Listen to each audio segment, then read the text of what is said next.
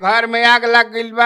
आप समझिए क्या व्यस्तता है कि कहाँ समझिए कि इतना इमाम लगा है कि आइए आइए आइए, नहीं तो वो तो हारते हारते न जीत गए जी। जिस प्रकार से आनंद मोहन जी और उनके पुत्र हमलावर हो रहे हैं आदरणीय चिराग पासवान जी से, यह उनकी राजनीति के लिए कतई उचित नहीं है। आनंद मोहन जी को संयम बरतना चाहिए। उनको यह याद रखना चाहिए कि वो किस आरोप में सजा याफ्ता हुए थे। चिराग पासवान 3 बार कह करके समय दे करके शिवर भी नहीं गए। माननीय संजय सिंह जी उन्हीं के पार्टी के एक नेता हैं, कार्यक्रम करते हैं महाराणा की पुण्यतिथि के अवसर पे।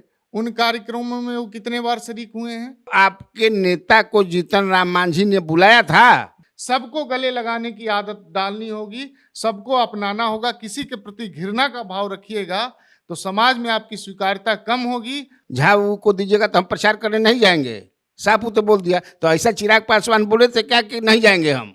जब प्रत्याशी कह रही हैं कि हम चिराग जी के समर्थन से जीते हैं, तो ये आनंद मोहन जी को बोलने के बीच में क्या राइट है? You are part of the NDA और आप हर जगह जाते हैं उपचुनाव में, और इमामगंज आपने छोड़ दिया क्यों आखिर? आनंद मोहन जी क्या 40 लोकसभा सीट में वोट ट्रांसफर करा दिए एनडीए को? एनडीए के साथ थे, एनडीए में जितने जगह पे गए उन जगहों पे भी उनका असर नहीं हुआ। नीतीश कुमार से संबंध बिल्कुल बढ़िया हो गया है। वो नेता का विजन है, एजेंडा है और चलेगा। चाचा और बच्चा में होगा कि नहीं मिलन? अभी एकदम खत्म हो गया। उनके लिए भी दिल में वही जगह है जो मोदी जी के दिल में चिराग जी के लिए है। अच्छा, कहीं पे निगाहें कहीं पे कहीं पे निगाहें कहीं पे निशाना। कि आपके दल में जो है राजू तिवारी, कौन कौन लोग भागने का दल टूटने वाला है, ऐसा कुछ है क्या कि लोजपा फिर टूटेगा? तो उन्हें इन चीजों से परहेज करना चाहिए। उनका एनडीए के प्रति अगर सकारात्मक भाव है तो ऐसा कोई भी बात नहीं बोलना चाहिए जिससे एनडीए में दरार उत्पन्न हो। पनोरमा ग्रुप, जो सोचता है वो करता है। नमस्कार, न्यूज हाट में आपका स्वागत है। मैं कन्हैया भेलारी, मेरे बगल में बैठे हैं मनीष सिंह, जो लोजपा रामविलास के प्रवक्ता हैं, दबंग प्रवक्ता हैं, मजबूत प्रवक्ता हैं। चिराग पासवान के पार्टी है, दबंग के पार्टी है। खैर, हम लोग बात करेंगे। अभी देख रहे हैं कि पॉलिटिक्स जो है कैसे चल रहा है बिहार में, तो पॉलिटिक्स पर ही हम लोग बातचीत करते हैं। तो मनीष जी, हम शुरुआत करते हैं। क्या चल रहा है अभी आपके पार्टी में? सबसे पहले तो न्यू हाथ के दर्शकों का हम अभिनंदन करना चाहते हैं। सबको नमस्कार। हमारे पार्टी में अभी चुनाव की तैयारियां, जिस प्रकार से पिछले चुनाव में हमने 100% स्ट्राइक रेट को प्राप्त किया, बिहार का लोकसभा चुनाव और झारखंड का विधानसभा चुनाव, तो आगामी जो 2025 का चुनाव है उस चुनाव में 100% सीटों को जीतने की तैयारी चल रही है और एनडीए के सभी 243 सीटों पे जीत की तैयारी चल रही है। आप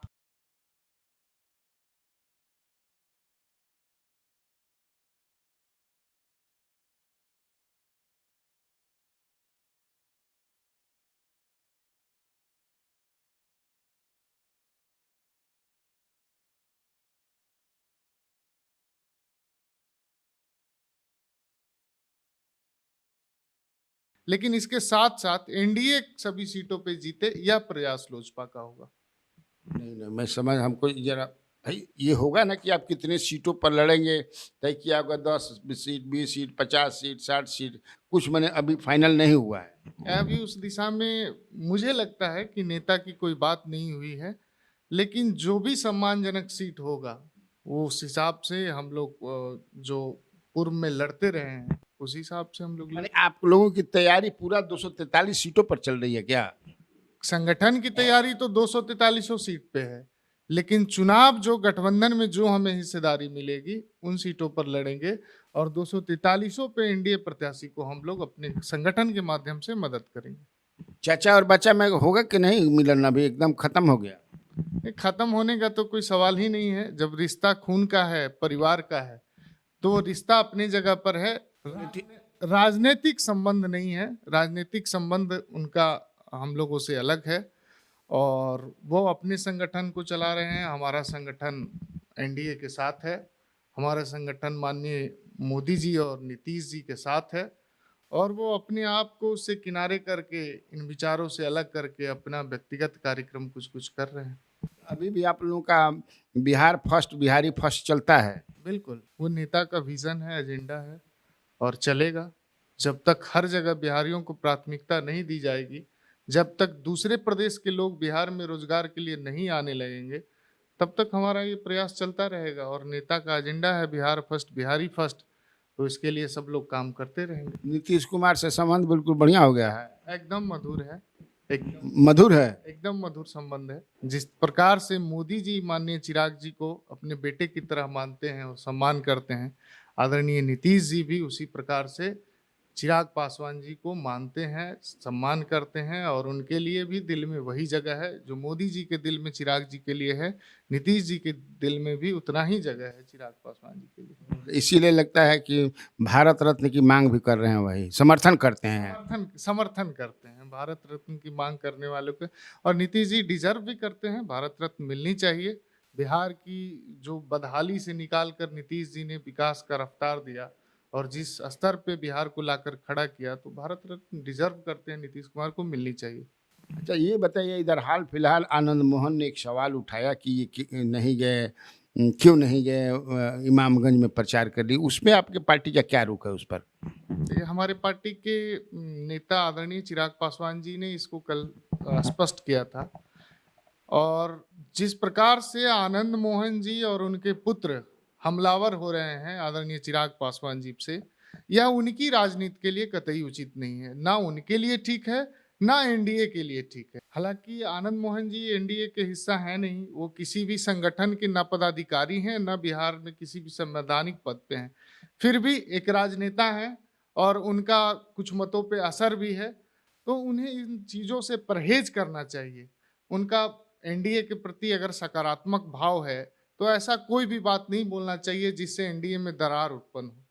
कल मैंने देखा उनके बेटा, कल नहीं आज ही सुबह में, चेतन आनंद जी माननीय विधायक हैं, उन्होंने फेसबुक पे लिखा कि हम जिंदा कौम के नेता हैं और हम किसी के इन चीज़ों को बर्दाश्त नहीं करेंगे। अहंकार भरी भाषा जो होती है, तो चेतन जी माननीय विधायक हैं और वो भारत के लोकतंत्र को अच्छे से समझते हैं और चुनाव लड़ने जनता के बीच जाते हैं, तो हर कौम जिंदा है। बिहार में कोई कौम मुर्दा नहीं है, हर कौम जिंदा है और हर कौम के लोगों ने आपको समर्थन दिया है, वोट दिया है और विधायक बनाकर भेजा है। तो इस प्रकार की बातों से चेतन जी को परहेज करना चाहिए कि जिंदा कौम है, मुर्दा कौम है। आप जिंदा कौम के नेता कब से हो गए? माननीय विधायक हैं। नेता जब हो जाइएगा, जब आपका असर वोटों पे होगा, जब आपके कहने के अनुसार लोग मतदान करेंगे। आप तो अपने सालों साल पार्टी बदल रहे हैं, आप जिंदा कौम के नेता हो गए। ये जिंदा कौम जो है, सरदेव विश्वनाथ प्रताप सिंह के, आज संजोग से उनकी पुण्यतिथि भी है, सरदेव विश्वनाथ प्रताप सिंह के विरासत के लोग हैं और इस विरासत के लोग दलितों पिछड़ों को गले लगाना जानते हैं। जो सीखें देकर गए हैं विश्वनाथ प्रताप सिंह जी, जो आदर्शों को स्थापित करके गए हैं, उन आदर्शों पे चल के राजनीति करने वाले लोग हैं। आप जो कह रहे हैं वो ठीक है, लेकिन आनंद मोहन तो सवाल तो सही उठा कि भाई आप एनडीए के हैं, you are part of the NDA, और आप हर जगह जाते हैं उपचुनाव में, और इमामगंज आपने छोड़ दिया, क्यों आखिर? देखिए, जरूरत है बातों को समझने का। आनंद मोहन जी भी एक नेता हैं और लोकसभा चुनाव में क्या यह संभव है कि आनंद मोहन जी 40 लोकसभा सीट पे गए हों और वो जाके अपने जाति का वोट ट्रांसफर करा दिए हों? सबसे पहली बात तो कि चिराग पासवान जी किसी जाति विशेष के नहीं, चिराग पासवान जी युवाओं, महिलाओं और वंचित वर्ग के सभी जातियों के नेता हैं। चिराग पासवान जी सिर्फ पासवानों के नेता नहीं है, चिराग पासवान जी सभी दलितों की, कभी आपने देखा है चिराग पासवान जी सिर्फ एक जाति विशेष की बात की? चिराग पासवान जी सबकी बात करते हैं। तो उस हिसाब से चिराग पासवान जी के सभी वोटों पे असर है। अब जब बात रही पासवानों की, तो चिराग पासवान जी इमामगंज किसी कारण से नहीं, जो व्यक्तिगत कारण है, उन कारणों से नहीं जा पाए। आनंद मोहन जी क्या 40 लोकसभा सीट में वोट ट्रांसफर करा दिए एनडीए को? एनडीए के साथ थे, एनडीए में जितने जगह पे गए उन जगहों पे भी उनका असर नहीं हुआ। काराकाट गए थे, काराकाट में 2.5 लाख से ज्यादा वोट आ गया एक निर्दलीय प्रत्याशी को, यानी कि उनका असर खत्म है समाज में। वो तो नहीं गए थे काराकाट, काराकाट उनकी पत्नी, माननीय पत्नी गई जी, तो पत्नी ही ना नेता हैं, पत्नी माननीय सांसद लवली आनंद जी ही नेता हैं। आनंद मोहन जी को तो बोलने का भी अधिकार नहीं है, ना किसी सांगठनिक दायित्व में है, ना किसी संवैधानिक दायित्व में है।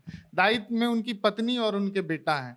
तो उनकी पत्नी गई थी तो हम ये मान लें कि उनकी पत्नी का असर खत्म है। जो भाषा, जिस भाषा का इस्तेमाल वो कर रहे हैं कि हमारे नेता का असर नहीं है, इसलिए इमामगंज में 30,000 वोट किसी पर निर्दलीय, किसी दूसरे दल के प्रत्याशी को आ गया, तो उनका असर क्या खत्म था कि एक निर्दलीय को 2.5 लाख वोट आ गया काराकट में। इस माने वो सवाल जो उठा रहे हैं वो सवाल सही नहीं, आप ये कहना चाहते हैं? बिल्कुल बिल्कुल वो तो चिराग पासवान 3-3 बार कह करके समय दे करके शिविर भी नहीं गए।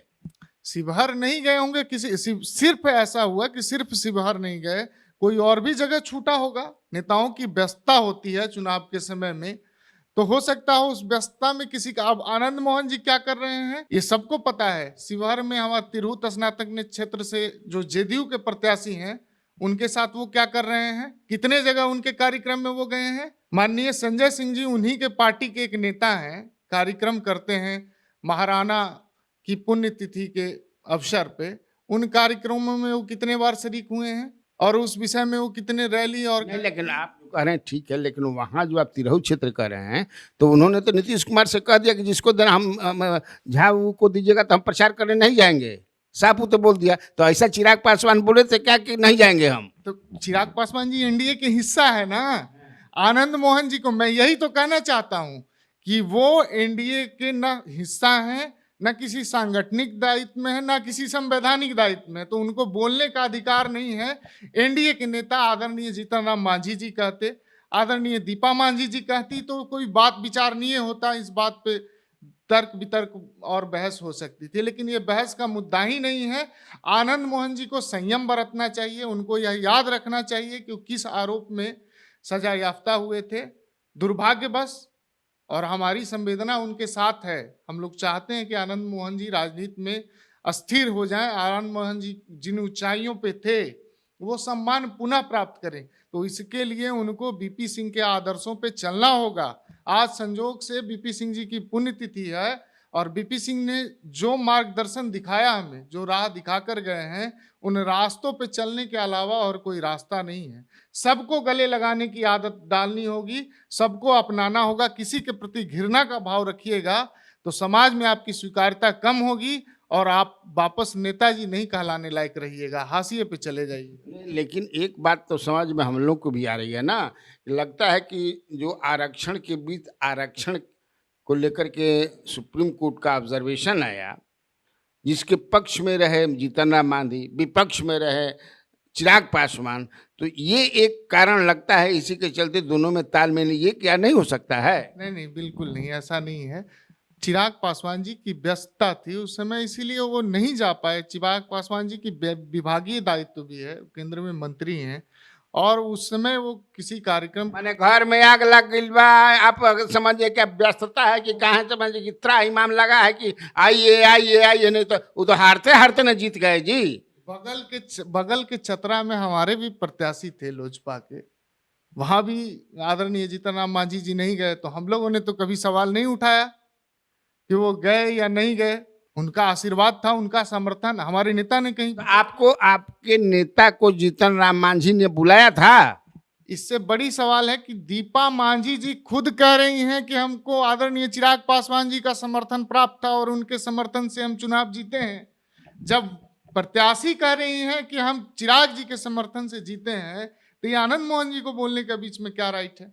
इनका तो दर्द कहीं और का न है। शिवहर नहीं गए इसलिए वो इस चुनाव में अपना खींच, अच्छा, कहीं पे निगाहें कहीं पे कहीं पे निगाहें कहीं पे निशाना। लेकिन ऐसा आनंद मोहन जी को थोड़ा संयम बरतना चाहिए। उनका सब लोग सम्मान करते हैं, वो पहली पीढ़ी के नेता रहे हैं। आदरणीय श्रद्धेय रामविलास पासवान जी के साथ राजनीति किए हैं, उनके खिलाफ कोई अभद्र टिप्पणी नहीं करना चाहता है, तो अपने मान मर्यादा का ख्याल आदरणीय नेताजी रखिए और सबको गले लगाने की आदत डालिए, सबको स्वीकार कीजिए, तब सब में आप स्वीकारे जाएंगे। अच्छा, एक चर्चा बड़ा जोरों से बीच में चली थी कि आपके दल में जो है राजू तिवारी, कौन कौन लोग भागने का दल टूटने वाला है, ऐसा कुछ है क्या कि लोजपा फिर टूटेगा? बिल्कुल बिल्कुल बेतुका। अब जब कोई चढ़ाव पे होता है तो टूटने का सवाल कहाँ है? लोजपा तो ऊंचाइयों की ओर जा रही है। जिस परिस्थिति में उनकी पार्टी तोड़ी गई चिराग पासवान जी की, चिराग पासवान जी से ऑफिस छीन लिया गया, इनके पास कुछ बचा नहीं। संघर्ष करके जब पुनः पार्टी को खड़ा कर दिए, आदरणीय राजू तिवारी जी उन संघर्षों के साथी रहे, नेता चिराग पासवान जी का, और आज जब फल काटने का समय आया, फसल काटने का समय आया, तो राजू तिवारी जी पार्टी छोड़ देंगे। ये तो बेतुका है, ये तो तर्कहीन बात है। अब राजू तिवारी जी के नेतृत्व में पार्टी आगे बढ़ गई, पार्टी 5 सांसद वाली हो गई, मणिपुर में हमारे 2 विधायक हो गए, झारखंड में 1 विधायक हो गए। आगामी 2025 में बिहार विधानसभा चुनाव में भी हम लोग 100% स्ट्राइक रेट के साथ जीतेंगे। तो अब काहे के लिए किसी दूसरे पार्टी में जब जाना था तब तो लोग गए ही नहीं। अब तो पार्टी बहुत बेहतर स्थिति में आ गई है। अब दूसरे दल से लोग लोजपा में आ रहे हैं, लोजपा के लोग कहीं जाने वाले नहीं। कतनों मैंने जितनी भी सीटें मिलेंगी नीतीश कुमार या नेतृत्व तय करके देगा, उस पर आप लोग लड़ जाएंगे। 2, 5, 6 कोई विद्रोह नहीं होगा। बिल्कुल बिल्कुल, कोई इफ वट नहीं है। जो सीटें हमको गठबंधन में मिलेंगी, हमारी पार्टी उन पे चुनाव लड़ेगी और चुनाव जीतेगी। उम्मीद है सम्मानजनक सीटें मिले। हालांकि इस विषय पे माननीय नेताओं के बीच बात होगी और वहां फैसला होगा कि कितनी सीट मिलेंगी, लेकिन जो भी सीट मिलेगी उन सीट को जीतने का प्रयास पार्टी का होगा। चलिए मनीष जी, न्यूज हार्ट से बात करने के लिए बहुत बहुत धन्यवाद आपको। धन्यवाद सर। सुना आपने मनीष सिंह लोजपा प्रवक्ता क्या कहा उन्होंने कि क्यों नहीं हम गए, हमारे नेता क्यों नहीं गए, और भी कारण इन्होंने बताया, कुछ छुपाया भी। जरूरी बा हर चीज ना कहल जाला। ठीक, तब आज के लिए इतना काफी है। ऐसे ही आप न्यूज हार्ट देखते रहिए, अपना स्नेह और प्यार बनाए रखिए, आशीर्वाद भी। नमस्कार।